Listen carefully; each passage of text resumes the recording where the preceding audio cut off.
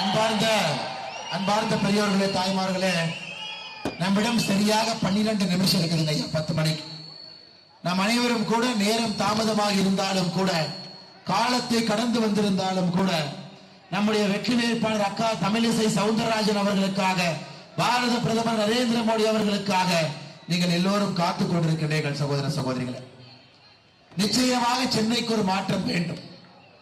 சென்னை மக்கள் திராவிட முன்னேற்ற கழகத்தினுடைய ஆட்சியாளர்களை தொடர்ந்து பார்த்துக் கொண்டிருக்கின்றீர்கள். முதலமைச்சர் திராவிட முன்னேற்ற கழகம், அமைச்சர்கள் இங்கிருந்து திராவிட முன்னேற்ற கழகம், எம்பி திராவிட முன்னேற்ற கழகம், உள்ளாட்சி பிரதிநிதிகள் திராவிட முன்னேற்ற கழகம், 4 அடுக்கிலும் திராவிட முன்னேற்ற கழகம் இருந்து அவர்கள் செய்த சாதனை என்னங்க? சிங்கார சென்னையாக இருந்ததை சிங்கிங் சென்னையாக மாற்றி இருக்கின்றார்கள். அவருடைய சாதனை ஒன்று. இவ்வளவு பெரிய நகரம், உலகத்தினுடைய முக்கியமான நகரம், அடிப்படை வசதிகள் இல்லாமல் தத்தளித்துக் கொண்டிருக்கிறது. அடிப்படை வசதிகள் இல்லாமல் இந்த முறை இதையெல்லாம் மாற்றி காட்டுவதற்கு நமக்கு கிடைத்திருக்கக்கூடிய மருந்து அக்கா தமிழிசை சவுந்தரராஜன் அவர்கள். ஒரே மருந்து.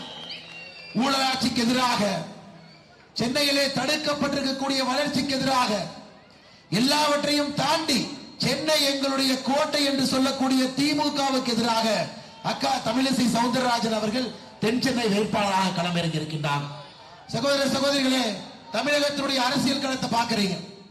அவர்களுக்கு பின்பு அவர்கள் குடும்பம், அவர்களுக்கு பிறகு அவர்கள் குடும்பம், 4 தலைமுறை 5 தலைமுறையாக இருக்கக்கூடிய சேர்ல பெவிகால் போட்டு அமர்ந்திருக்கின்றார்.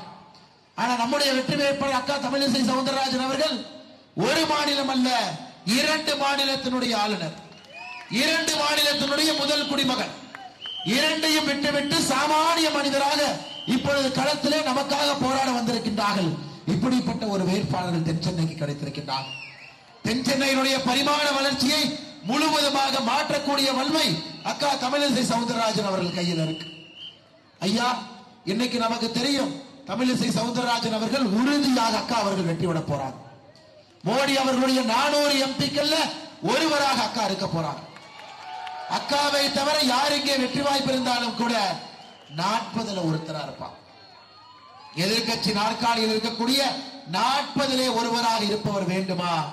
400லே ஒருவராக இருந்து சென்னையை மாற்றக்கூடிய வல்லமை இருக்கக்கூடிய அக்கா தமிழிசை சவுந்தரராஜன் அவர்களுடைய வெற்றி வேட்பாளராக வேண்டுமா என்பதை நீங்கள் முடிவு செய்திருக்கின்றீர்கள். எழுச்சியை பார்க்கும் பொழுது அக்கா அவர்கள் வெற்றி பெறப் போவது உறுதி.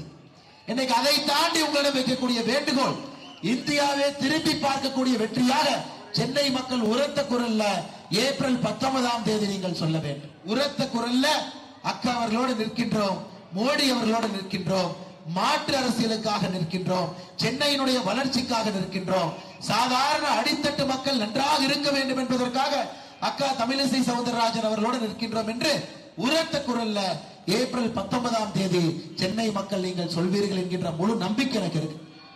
சகோதர சகோதரி, இன்னைக்கு நான் உங்கள்கிட்ட கேட்கறது, இன்னும் 7 நிமிஷம் இருக்குதுங்க. இன்னைக்கு நான் உங்கள்கிட்ட கேட்கறது, அக்கா அவர்கள் அடுத்த 5 ஆண்டு காலம் நமக்காக வேலை செய்ய வேண்டும் என்றால் 20 நாட்கள் அவர்களுக்காக நாம் வேலை செய்ய வேண்டும். எல்லாம் புரிஞ்சுக்கங்க பெரியவர்களே, தாய்மார்களே, 20 நாட்கள் உங்களுடைய நேரத்தை எதிர்பார்க்கும். நீங்க வசிக்கக்கூடிய பகுதி, உங்க அபார்ட்மெண்ட், உங்க வீதி, உங்க தெரு, உங்க பூத் ஏதாக இருந்தாலும் கூட நீங்கள் தான் தேசிய ஜனநாயக கூட்டணியினுடைய வேட்பாளர் என்று நீங்கள் வேலை பார்க்க வேண்டும். ஐயா, நம்முடைய கூட்டணி பாரதிய ஜனதா கட்சிக்கு இதுவரைக்கும் வாக்கு போடாதவங்கள ஒரு நாளைக்கு 5 பேர்த்த நீங்க பேசி மாத்துங்க.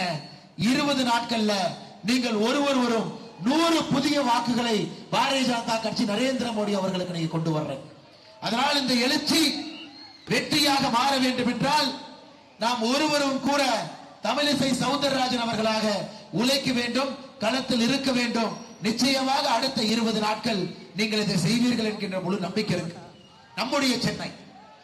நம்முடைய சென்னையை திரும்ப சிங்கார சென்னையாக மாற்ற வேண்டும் என்றால் நாம் வேட்பாளராக களத்தில் இறங்க வேண்டும்.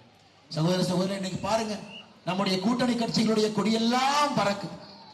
கூட்டணி கட்சியினுடைய தலைவர்கள், தொண்டர்கள் எல்லாம் இங்கே நின்று கொண்டிருக்கின்றார்கள் பாரதிய ஜனதா கட்சி நண்பர்களோடு. குறிப்பாக நம்முடைய பாட்டாளிகளாக இருந்து கடுமையாக பாடுபடக்கூடிய பாட்டாளி மக்கள் கட்சியினுடைய தலைவர்கள், தொண்டர்கள் இங்கே இருக்கின்றார். தென் சென்னையினுடைய மாவட்ட செயலாளர் ஐயா ஜனார்தன் அவர்கள் இருக்கிறாங்க. வேளச்சேரியினுடைய கிழக்கு பகுதி செயலாளர் இருக்கிறாங்க. இந்த பகுதியினுடைய எல்லா ஆற்றல் மிகுந்த தலைவர்கள் டாக்டர் ஐயாவுடைய அன்பு கட்டளை ஏற்றுக்கொண்டு, அன்புமணி ராமதாஸ் ஐயாவுடைய அன்பு கட்டளை ஏற்றுக்கொண்டு தேசிய ஜனநாயக கூட்டணியை வெளிப்படுத்திக் கொண்டிருக்கின்றீர்கள். உங்களுடைய வேட்பாளரை நிற்பது போல் பணியாற்றிக் கொண்டிருக்கின்றீர்கள். உங்களுக்கு நன்றி கலந்த வாழ்த்துக்களை வழக்கங்களை இந்த நேரத்தில் தெரிவித்துக் கொள்கின்றோம்.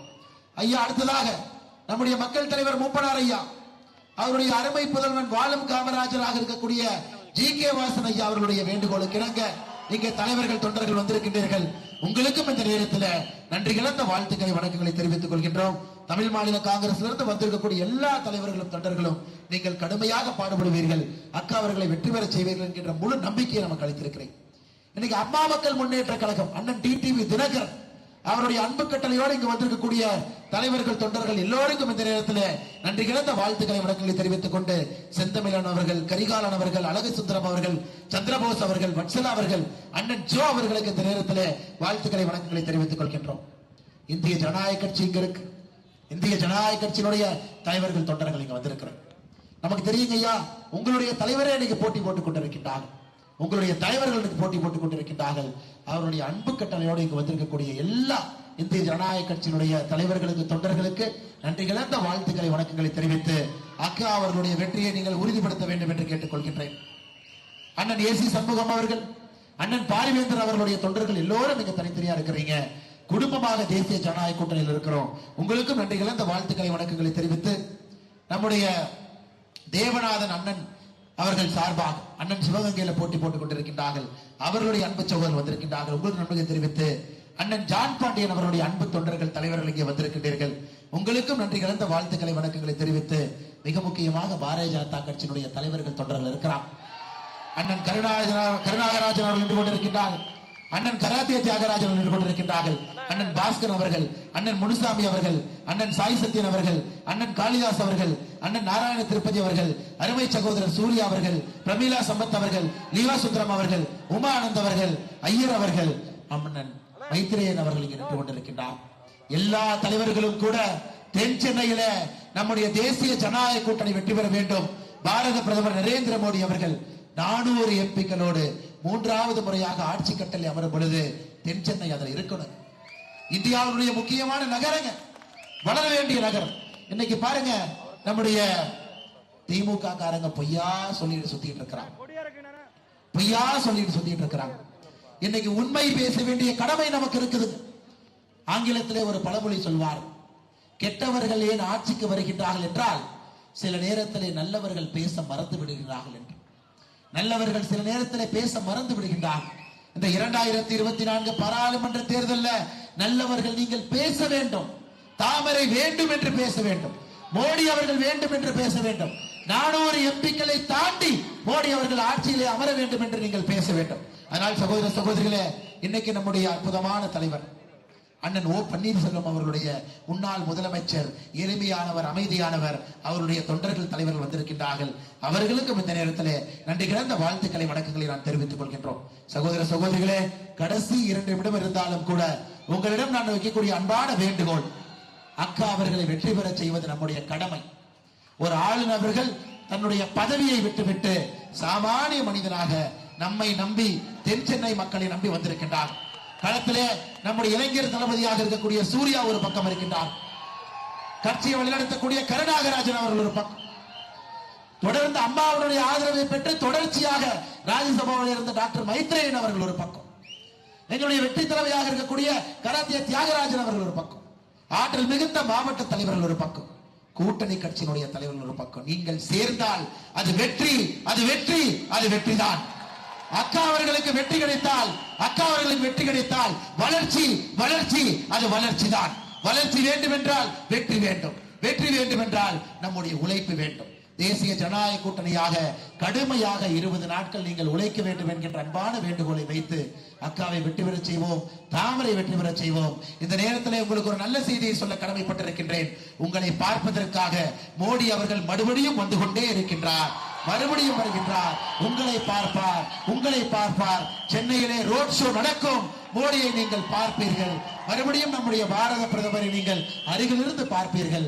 அக்காவுடைய வெற்றியை உறுதிப்படுத்துங்கள் என்று சொல்லி வாய்ப்பு கொடுத்த எல்லோருக்கும் நன்றி தெரிவித்து என்னுடைய உரையை முடித்துக் கொள்கின்றேன். நன்றி, வணக்கம். பாரத் மாதா கி, பாரத் மாதா கி, பாரத அன்னையின் புகழ். தூக்கி அண்ணாமலை போறாருடா கோட்டையை நோக்கி.